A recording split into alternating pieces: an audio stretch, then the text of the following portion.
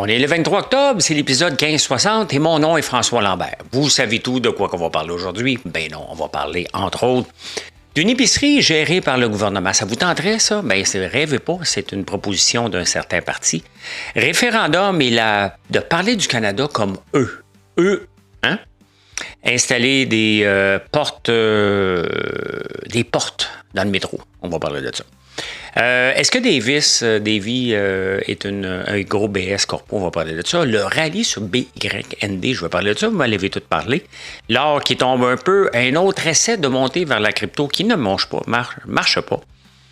La folie nucléaire qui se calme. Ah, que ça ressemble à du quoi? À du FOWO. Non, pas du FOMO. Je vais vous dire c'est quoi. On passe ça tout de suite.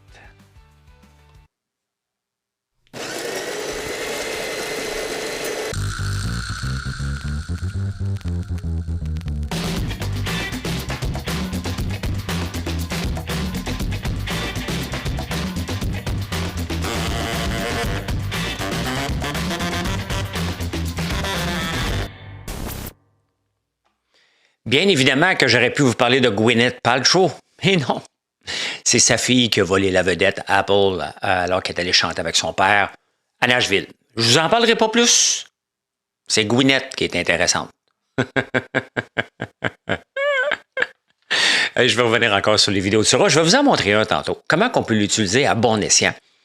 Et, tu sais, moi, là, je bloque plus personne. Je m'obstine pas. Vous voulez me ridiculiser, ça vous appartient. C'est tout. OK? Maintenant, si vous faites des choses avec moi ou avec quelqu'un d'autre, puis il y a quelqu'un qui stagne, ben vous allez vivre avec les conséquences de ce que vous faites. T'sais, ça reste vous autres la responsabilité. Les gens, maintenant, après 1 semaine, 2 semaines de Sora, sont quand même habitués tranquillement à ça fait partie déjà de notre paysage, un peu comme lorsque ChatGPT est arrivé. Puis, à la fin, vous êtes responsable de ce que vous mettez. T'sais. Ne l'oubliez jamais. Jamais, jamais, jamais. Tu sais, c'est pour détruire quelqu'un, puis ça fonctionne, ça se peut qu'il y ait des recours. Moi, j'ai autre chose à faire. Moi, je gère une entreprise, j'en ai plein les baskets, j'aime ça, mais j'en ai plein les baskets et j'ai pas le temps d'aller m'obstiner. Et surtout, j'ai pas une scène à dépenser avec vous. 0, 0, 0, 0. Mais qu'est-ce qui est mieux? Faire plaisir à une gang d'imbéciles qui veut ridiculiser quelqu'un, moi ou quelqu'un d'autre? Ou est-ce que je devrais encourager ceux qui font du bon contenu sur moi puis mes produits? Vous parlez de mes guimauves, de mon popcorn à côté dans le tapis. Ça ne donne pas de vente. On va se calmer pour tout de suite. Là, ça ne donne pas de vente. Ça va besoin d'une répétition sur un très, très, très long terme. Et quand vous allez le voir, mais je ne suis pas dans tous les magasins, vous devez prendre action pour aller l'acheter en ligne. Vous voyez que ce n'est pas si évident que ça, transformer ça en vente. Est-ce que ça va fonctionner à long terme? Moi, c'est le pari que je prends avec Sora. Est-ce que Sora, on va se tanner? Ça se peut.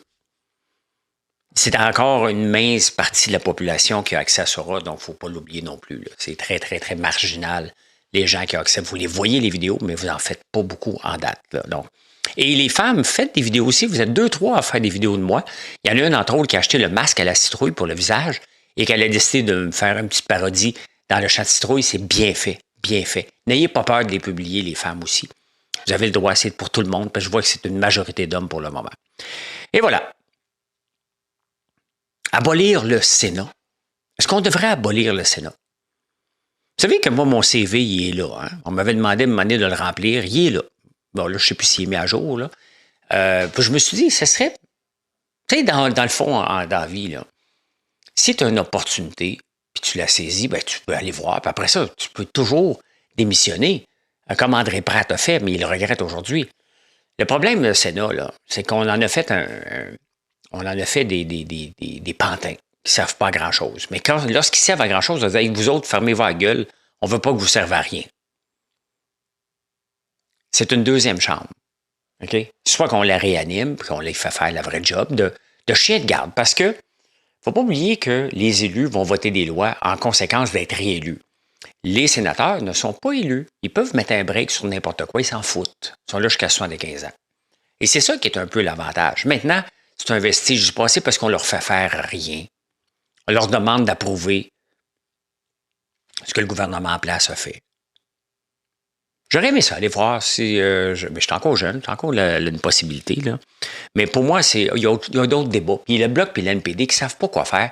Il y a bien d'autres débats que rentrer, d'ouvrir la Constitution. Sincèrement, est-ce qu'on a l'argent et le temps? Il faut contrôler leurs dépenses qu'ils font inutilement encore, mais c'est toujours la même affaire. Il n'y a pas de contrôle. Dans n'importe quelle place qu'il n'y a pas de contrôle, que peu importe ton poste, il va y avoir de l'abus. Ça prend du contrôle partout, partout, partout. C'est pas parce que tu es sénateur, tu es au-dessus de ça, là. Hein? Tu as des règles à suivre, mais il n'y en a pas. Fait que, maintenant, on va emmener ma conjointe. On va prendre une bonne bouteille de vin, on va le mettre là-dessus. La dernière fois, je dis mieux, ils n'ont rien dit, on va prendre une plus chère. Et c'est comme ça, continuellement, que ce soit les sénateurs ou les fonctionnaires, ou même vous dans votre entreprise, si le gouvernement ne check pas, vous allez ambitionner. Moi, ça ne me tente pas, fait que j'ambitionne pas. Voilà. Alors, le budget qui risque de ne pas passer. Hein? Est-ce qu'on s'en va en élection? Quand j'écoute les analystes, on pense de plus en plus que le gouvernement fédéral pourrait retomber en élection dès le 2 décembre. Le problème, c'est que ça ne nous tente pas. Mais personne ne va appuyer le budget qui va être déposé le 4 novembre. Donc, si personne ne l'appuie, ben, il va y avoir des absents. T'sais, mettons, le NPD, là, en ce moment, ça reviendrait sur le NPD, mais ils chicanent eux autres mêmes à l'interne. Fait que, est-ce qu'ils vont... Ils n'ont pas de chef, là. Ils sont 7. Donc, qu'ils prennent le pari de dire, regarde, nous, on le défait, puis on va peut-être être au moins assez pour être le minimum, pour être un parti reconnu. Ça serait à tout l'avantage du NPD. Ils n'ont plus rien à perdre, là. Donc, moi, si je suis chez NPD, je regarde, on va en chambre, puis on vote contre ça. Le Bloc va voter contre, le conservateur va voter contre. Il en manque 3. That's it. Tu y vas, puis tu votes contre. Donc, ça se peut qu'on aille en élection, mais on va revoir encore la même affaire.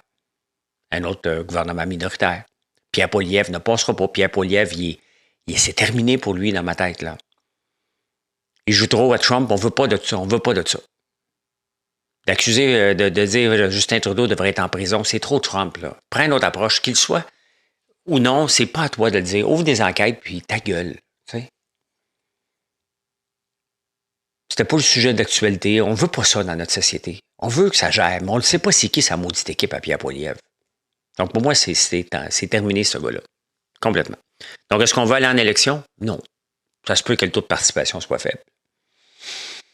Soit très, très faible. En parlant du NPD, un des chefs, un des gars qui veut se présenter, je l'ai oublié son nom. Je l'ai ici. On va aller voir.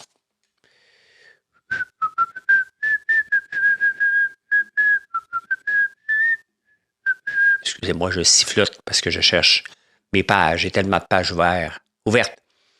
Il s'appelle Avi Lewis. C'est un gars. Si vous vous demandez, Avi Lewis, c'est quoi?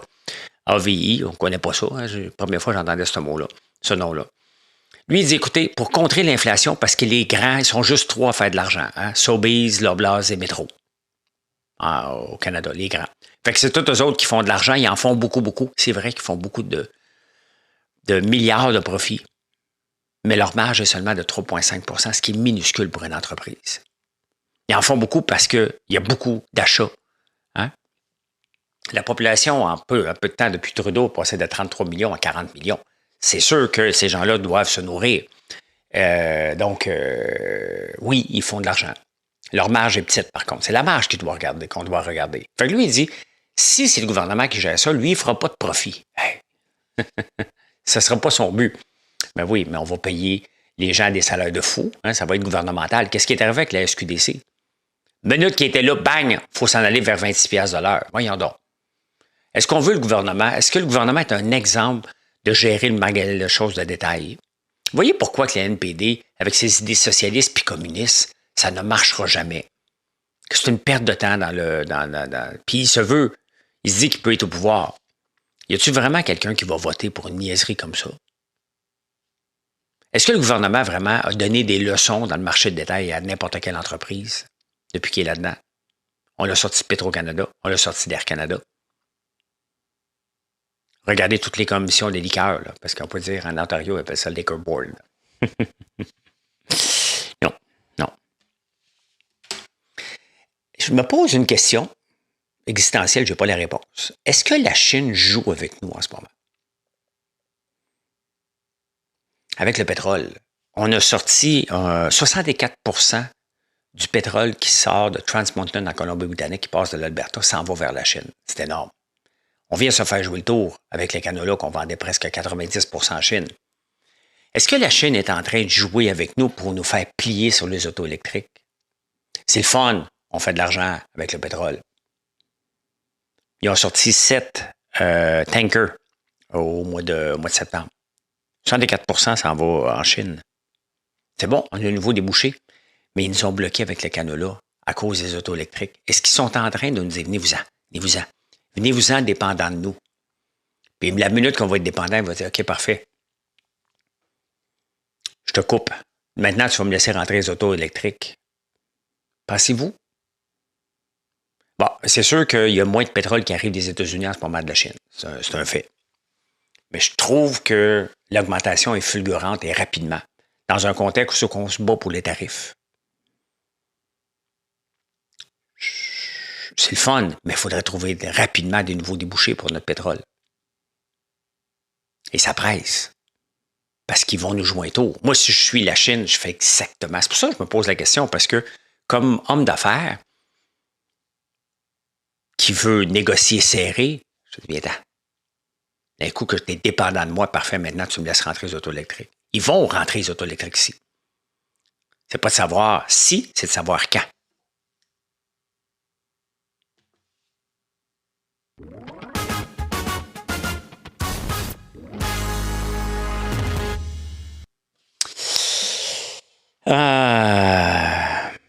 On aime ce que la CAQ nous offre en ce moment. Hein? Serrer à vis aux syndicats. Tenir tête aux médecins. On aime ça. Mais on déteste François Legault. Il n'y a rien à faire pour monter. Et qu'est-ce qu'il fait? Il dit, je vais m'accrocher. Ah oui, c'est parce qu'on ne te veut plus. Moi, je reviens tout le temps dans des relations de couple. À un moment donné, ta blonde a dit, va-t'en. Je te veux plus. Tu restes, non, moi, changé. Non. C'est toi qu'on veut plus. C'est toi. Il n'y a rien à faire, François Legault. C'est comme ça. On le croit plus. On le croit pas. Un peu comme Paul Saint-Pierre Plamondon, avec le référendum qui s'obstine, puis qui s'obstine, puis qui s'obstine. Je crois pas les sondages, puis tout ça. Il n'y aura pas de référendum où ça va dire oui.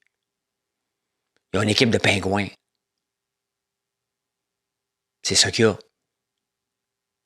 C'est pas bon. Ils n'ont rien à nous offrir. Ils n'ont pas l'expérience pour nous amener vers un pays. Et là, tu sais, on va régler quelque chose, là. Je suis un séparatiste endormi. Je suis prêt à me réveiller n'importe quand. Mais ça va me prendre une équipe. Soit que je m'y joigne dans cette équipe-là. Là, fais-moi pas penser que je suis un imbécile puis que je me prends pour un autre. Je sais dans quoi j'ai des compétences. Mon parcours a montré. On m'a sollicité plusieurs fois. Donc, si j'y crois à ce point-là, à la souveraineté, on va me présenter. J'aimerais ça. Mais je ne peux pas travailler pour Paul Saint-Pierre Plamondon qui est soupe au lait et qui n'a pas la compétence et le charisme nécessaire pour nous emmener vers là. Tu sais, dans la vie, là, c'est soit que tu as des compétences puis zéro charisme, un peu comme Stephen Harper, ou soit tu as du charisme puis tu t'entoures de gens compétents. C'était René Lévesque. René Lévesque a fait ça. Lucien Bouchard, compétence, charisme. Jacques Parizeau, je dirais pas grand charisme, un charisme normal, mais ultra compétent. Bernard Landry, ultra compétent. Là, maintenant, quand on parle du Canada, on peut-tu arrêter de parler de eux? Eux, ils nous doivent. Essayez d'expliquer ça, encore là, dans une séparation de couple. Repensez tout le temps dans une relation de couple. Oui, mais c'est elle qui a dépensé. Oui, mais vous étiez en couple. Là, on est en couple avec le Canada. On est marié avec le Canada. Toutes les dépenses que le fédéral fait, qu'il fait pour la Colombie-Britannique, qu'il le fasse pour nous. Regardez le fédéral qui vient de donner un contrat à Davy, 3,25 milliards. Il l'a fait pour nous. Tu sais, il faut arrêter de voir, ouais, mais eux, on leur doit eux, ça. Non, il faut falloir mettre tout sur la table au complet. Là, c'est une séparation, vous allez le voir, je passe au travers. OK? Tu mets tout sur la table. Puis là, tu sépares. Peu importe qui a payé, tu sépares moitié-moitié.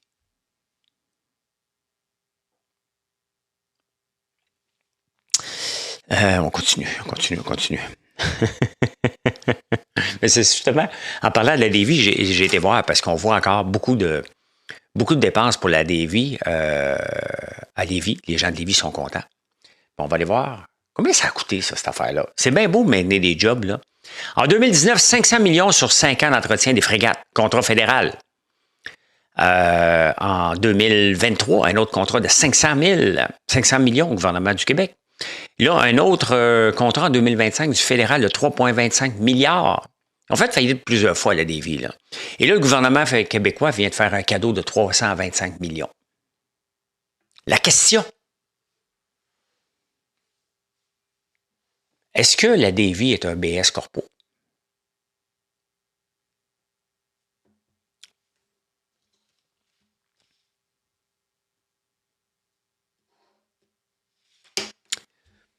Des fois, j'aime ça vous laisser comme ça sur une question ouverte. Vous connaissez ça des porte-palières, parce que la presse, elle parle de porte-palières dans le journal, dans la presse, dans son journal, pour protéger les suicides dans le métro. Il y en a 10 par année. Le bureau du coroner dit, s'il y en est trop, il faut installer des porte-palières. Ça, c'est facile pour le bureau du coroner. Hein? C'est un peu comme les piscines. Bon, il y a eu des noyades, donc on va régler tous les problèmes en mettant des clôtures. S'il y a des clôtures, il n'y aura plus jamais de noyades. Donc, on met des piscines. Là, finalement, en passant, c'est retardé en 2027. Hein? Ceux qui ont payé pour, moi, je poursuivrais le gouvernement presque. Là. Moi, je ne l'ai pas fait encore, j'ai un mur arraché, puis je ne sais pas si je dois le faire. Je suis entouré d'une rivière puis d'un lac, puis j'ai une piscine en plein milieu. Bien, beaucoup de clôture à piscine, mais il y a un lac et une rivière. Ici, les portes palières, c'est quoi? Bien, c'est des portes vitrées avant de se rendre au métro. Donc, on ne peut pas se garrocher, il y a des portes. C'est beau, ça aurait dû être pensé. Mettons, les nouvelles stations de métro devraient être pensées comme ça avant de les construire.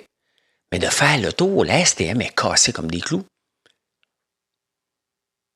Et quelqu'un, là, je fais attention, là, mais pensez-y, là.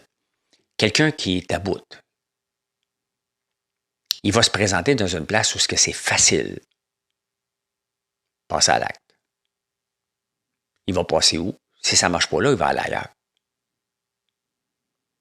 Et c'est là qu'il faut comprendre les raisonnements, mais je ne pense pas qu'on va réduire globalement le nombre de gens qui passent à l'acte dans la ville de Montréal qu'en mettant des porte-palières. Ils ne vont pas le faire là.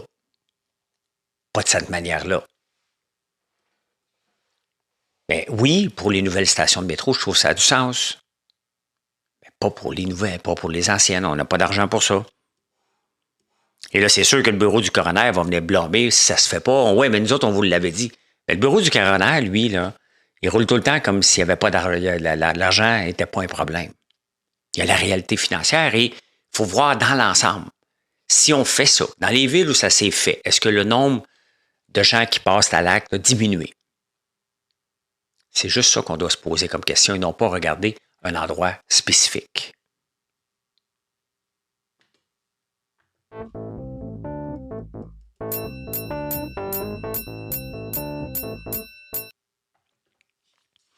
Il y a beaucoup de nouvelles en finance, puis il va en avoir beaucoup. C'est la saison des earnings qui commence. En parlant de GM, il y a deux nouvelles qui sont sorties hier de GM. Et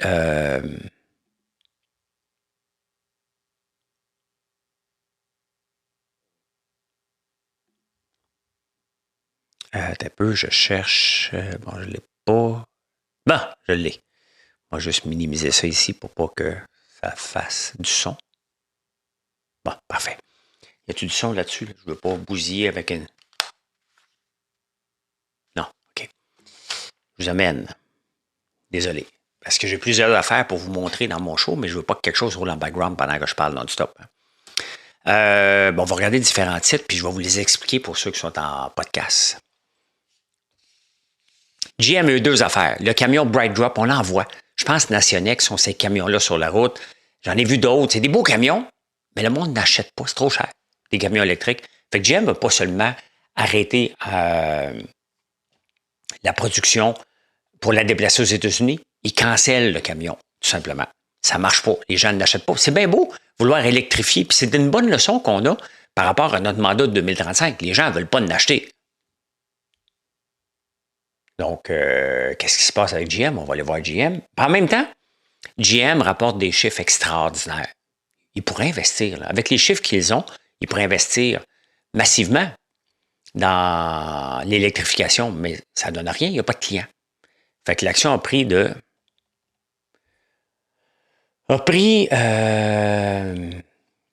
57 à 67, donc 15% d'augmentation. Boum! D'un coup. Donc, une nouvelle où on arrête de dépenser, une nouvelle où on a des bons chiffres. Donc, toujours les chiffres actuels et qu'est-ce qui va se passer. Ils font de l'argent, les grands. Il faut arrêter de les subventionner à tour de bras. Là. Ils font de l'argent. Ils prennent des décisions financières et quand ils prennent des décisions politiques, on veut les aider, mais regardez, ils engrangent de l'argent en masse. Hein?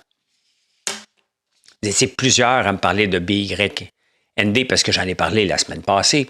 Je disais, il ne fallait pas toucher ça qu'une pôle, hein, parce qu'ils ont refinancé une dette de 1,3 milliard. Et là, si on regarde sur une semaine, 5 jours, ça passe de 82 cents à 6 piastres, à 8,40. Pourquoi un deal avec Walmart? Pourquoi l'action de BYD, ça c'est la viande, la fausse viande, là, est passée de 220 piastres à 82 cents? C'est juste ça qu'il faut se poser comme question, même quand il y a un rallye actuel. Pourquoi il est passé là, à là? Est-ce qu'ils ont pensé trop grand? Est-ce qu'on n'achète pas tellement, finalement, de la viande salée, des pois chiches salés, parce que c'est ça? Mais regardez le rallye. Moi, je déteste ces rallyes-là parce que c'est du pump and dump. Oui, ils viennent de signer avec Walmart, mais est-ce qu'ils vont... Je le dis et je le répète, là. C'est facile de rentrer sur une tablette. Surtout pour ces grands-là, là. Ils vont rentrer sur toutes les tablettes, c'est un gros nom. S'ils ne sortent pas des tablettes, ils vont ressortir. Et c'est ça qui se passe avec Beyond Meat. On ne les achète pas. Fait qu'ils sont montés. Imaginez-vous les gens qui se font avoir, là. Il y a 2 jours, c'était à 2,15. Ça a monté à 8,48. Et regardez la drop royale. Aujourd'hui, ça paraît pas beaucoup, la drop royale. Hein? C'est seulement on voit comme un gain de 17 cents parce qu'il y a eu pendant After Hour hier et Before Opening aujourd'hui. Donc, je le dis en anglais, mais c'est comme ça. Après les heures avant l'ouverture. Qu'il y a eu le rallye. Donc, il y a des gens ce matin qui se sont fait prendre. Il y a des gens ce matin qui l'ont acheté à 7 piastres, pensant que ça s'en allait encore, puis ils sont pognés avec leur stock. Je vais vous parler tantôt d'un titre, d'une façon de voir ça. Donc, non merci. Je regarde maintenant la crypto-monnaie. La crypto qui essaye presque depuis une semaine de remonter en haut de 110, 112 et ça redescend. Regardez, hier, on était à 108, 107. Elle monte à 113, 114, 115. Le monde part en fou. Le marché les ramène encore vers 108. Il y a une pression vers le bas qui peut être épeurant. On le voit là. Puis on le voit, le RSI, sur un mois, si on regarde purement technique, bien, il approche le 40. Donc, il n'y a pas de signe pour le moment de sauter dessus. Le MACD, il est encore négatif. Donc, il n'y a pas de raison en ce moment. La seule chose qui peut ramener où il peut aller, selon la tendance en ce moment, c'est plus vers 100 000. Ça veut pas dire que je me trompe. Ça ne veut pas dire que j'ai raison. Là. Ça veut dire que par expérience, et lorsqu'on regarde le technique ne nous l'amène pas dans la bonne direction. Et on le voit, il y a de la pression. Il essaye puis il redescend. Il essaye puis il redescend. Constamment. Donc, les gens sont frileux. Peut-être que les gens disent « OK, ben là, je vais prendre un peu de profit puis je vais me retirer par la suite. » Les gens sont un peu frileux. Il y a eu quand même, dans le dernier mois, 146 millions de retirés dans l'Ethereum ETHA. Donc, il y a beaucoup de pression. Beaucoup de pression. Je ne vois pas ça comme un XRP qui était à 2,40. C'est intéressant. Si on pense, pour le très long terme, on pense que ça va valoir 10 piastres, c'est le moment d'acheter. Mais si on est plus dans le court terme, du swing trading, c'est un peu risqué. Il n'y a pas d'indicateur technique qui dit « ça va repartir ». Tant qu'il n'a pas franchi le RSI à 40, je n'y touche pas personnellement. Perso. Là. Mais je connais rien, moi, parce que je fais juste vivre dans ma bourse depuis bientôt 15 ans. Je sais, je connais rien. Je connais rien. Mais c'est comme ça. En connaissant rien, en le partageant, ça fait plusieurs. Je partage mon ignorance avec plusieurs personnes. Merci d'être là. Si vous n'êtes pas abonné, merci de le faire. Vous comprenez, je suis sarcastique avec les gens qui pensent qu'ils connaissent tout à la bourse, puis moi, je connais rien. Mais ça fait pas juste un mois que je vis de ça, là, ça fait 15 ans. L'or qui redescend, êtes-vous surpris? Êtes-vous surpris que l'or se calme un peu? Vous voyez le rallye qui n'avait aucun sens. Donc là, l'or qui passe de 4300 à 4037, c'est normal. C'est un rallye inexplicable et ça revient juste à la normalité. Il ne faut jamais l'oublier. Quand il y a des grandes montées comme ça, il n'y a pas de rareté de l'or, là. Hein? C'est purement spéculatif. Ben, c'est exactement ce qui va se passer. Donc là, les marchés, ceux qui pensaient que c'était l'infini, ben, l'infini a une limite. Hein? Je reviens vers TradingView pour vous montrer ce qui m'intéresse, ce que je m'intéresse de plus en plus. Le marché du nucléaire. Pas comme investisseur, je ne suis pas prêt encore. Je ne suis pas prêt à aller là et je ne vendrai pas des titres à profit comme Coca-Cola pour prendre un profit et être imposé dessus pour aller risquer sur des titres comme Oklo que je vous présente qui appartient à Sam Altman. Oklo qui avait monté de façon spectaculaire. Si on regarde sur 6 mois, il y a 6 mois, Oklo valait 24 piastres. Il est monté à 190 piastres. Je vous rappelle que les potentiels revenus de Oklo sont en 2029, en 2025. Et là, ben, c'est passé de, si on regarde sur un mois, c'est passé de 190 piastres. Le 15 octobre, donc une semaine, ça valait 190 piastres, ça en vaut 122 et ça descend. Encore, il n'y a pas rien qui le retient. Du tout. On appelle ça presque un falling knife. Presque. Si on regarde sur 5 jours, on a un falling knife. Est-ce qu'on essaie d'attraper un couteau qui tombe? C'est de même à la bourse qu'on appelle ça. On ne touche pas à ça. Hein? On attend qu'il soit à terre, puis on le regarde par l'après. Oklo est probablement une bonne entreprise, mais c'est peut-être pas le bon moment. Et ça l'amène toutes les autres compagnies, bien évidemment. NLR, dégringoler, ça c'est on peut investir dans le ETF qui est NLR, qui lui aussi est passé, ben, il suit la même courbe, hein, de 167 à 139. Ainsi va Oklo, ainsi va les autres. Puis toute la gang a monté parce qu'ils ont tous suivi la même courbe. Et ça me fait penser beaucoup, si on regarde ce genre de cloche-là, fait penser beaucoup en 2021 avec les autos électriques. Le buzz. Il y a un buzz autour du nucléaire à cause des centres de données. Le problème, c'est que des centres de données, on en a besoin tout de suite. Ils vont probablement aller vers le gaz naturel liquide, liquéfié. Donc, parce que ça presse. Ou le charbon. On est indulgent avec la bourse. Hein? Il y a Netflix. Netflix qui rapporte des profits de 2,5 milliards, une augmentation de 8 %. Pas rien, là. Qu'est-ce que la bourse fait? Elle fait planter 10 % à Netflix. Pourquoi? Parce qu'ils ont été obligés de prendre une charge supplémentaire de 700 millions par rapport aux taxes en Brésil. Un peu comme des affaires qu'on a ici, là, donc au Brésil aussi. Donc, une débarque royale pour Netflix. Est-ce qu'à court terme, c'est intéressant? Encore là, vous le savez, vous ne le savez pas. Il reste qu'une compagnie qui rapporte du 8 % d'augmentation. C'est intéressant.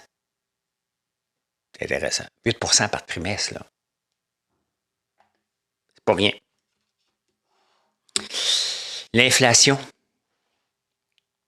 C'est le cancer de l'économie, ça. On ne veut pas d'inflation. On veut toujours une inflation en bas de 2 %. Et là, on a plein de négociations qui se passent en ce moment, puis les gens veulent être à côté avec l'inflation. On veut une augmentation de 10 % par année, plus un ajustement pour l'inflation. Donc, on n'est pas assez riche pour faire ça. C'est un peu ce que la STM veut avoir, entre autres. Mais là, l'inflation au Canada est de 2,2 % et au Québec, notre fameux Québec, où ce qu'on a vraiment des conventions collectives béton, ce qu'on a énormément de grèves, elle est de quoi? 3,3. Aussi, qu'est-ce que ça reflète qu'on a une inflation plus grosse qu'ailleurs du reste du Canada? Notre dépendance et notre non-souveraineté alimentaire, entre autres, parce que c'est beaucoup l'alimentaire. Le poisson, on n'en produit presque plus. Hein. Le poisson a triplé depuis 2001, le prix du poisson qu'on mange. Rareté mondiale, on en consomme trop, là. Mais on n'a plus de pisciculture ici. On n'a pas de souveraineté alimentaire. Très, très peu. On fait venir beaucoup de stocks de Californie, donc on paye le prix. On paye le prix. Notre température, bien évidemment, dans le sud de l'Ontario, peuvent faire pousser pas mal plus de légumes qu'ici. Nous, on n'a pas ça. On n'est pas souverain. Donc, on dépend. Et c'est là que ça prend un ministre de l'Agriculture qui a une vision, qui investit dans les bonnes affaires, qui fait développer, qui incite les gens à se lancer dans l'agriculture. Pas en donnant des subventions. Non, en parlant, regardez, on va vous aider. On va vous aider lorsque vous allez être établi. Moi, là, je vous le dis, puis je vous le répète, là, je suis contre les subventions totales. À part un seul moment, quand ça va bien, il faut que ça aille mieux. Et c'est à ce moment-là, fais tes preuves comme agriculteur, fais tes preuves comme entrepreneur. Puis si tu es capable de les faire, de trouver un marché, on va t'aider pour le faire exploser. C'est là que le gouvernement doit jouer un rôle. Pas subventionner au tout début quand on ne le sait pas. Regardez Northvolt. 2 anciens de Tesla vont venir s'installer ici. Et c'est ça. Il reste ancien de Tesla parce que là, Northvolt n'existe plus. Êtes-vous FOMO ou FOWO? Fear of missing out. Ça, c'est à la bourse un peu comme on vient de voir avec Beyond Meat. Hein? Il y a le FOMO. Donc, tu as peur de... Il faut t'en profites. Il faut que tu sois là au début. Tu l'as acheté pour dire à tout le monde que toi, tu l'avais acheté à 50 cents puis ça montait à 14 $. Ça, c'est le FOMO. Fear of missing out. Et là, tu as les gens en ce moment qui ont vu la bourse monter, qui ont fait des placements périodiques. Puis là, ils ont peur. Ça va-tu planter? Le fear of wiping out. Le risque d'être lavé. Mettons, tu investis dans le nucléaire parce que tu y crois, tu investis beaucoup d'argent dans le fonds NLR que je vous ai présenté. Bien là, quand tu vois ça dégringoler ça de 192 $ à 139, il y a des gens, il y a des deux types en ce moment. Les FOMO qui disent « Hey, ça valait ça, il faut que j'investisse », mais il y a les gens plus normaux qui calment le marché, que les autres se retirent. Le fear of wipeout. Je ne fais plus partie ni de l'un ni de l'autre. Je suis sur le long terme. Je ne regarde pas quand ça va mal et je regarde quand ça va bien. On appelle ça de la bipolarité financière.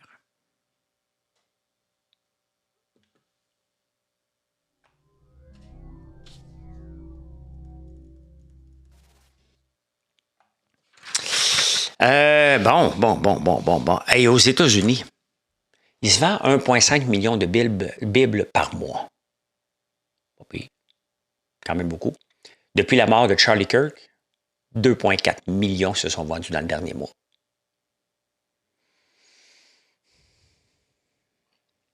Est-ce que vous voulez avoir de l'air grand? Est-ce que ça fait partie d'avoir de l'air? On voit souvent Mark Carney les épaules repliées, puis on voit tout le temps Trump. Bien, écoutez, il y a une étude qui a montré, puis je vous montre c'est quoi avoir de l'air grand, selon l'étude. Je m'en viens. Maudit, je cherche mes affaires. Bon. J'ai fait une vidéo. Là, je vous la montre. Avec Sora. Sora peut être utilisé pour faire des choses qui ont de l'allure et je vous montre pour ceux qui puissent le voir. Sinon, je vous le décris. Donc, je marche comme un cowboy, comme John Wayne.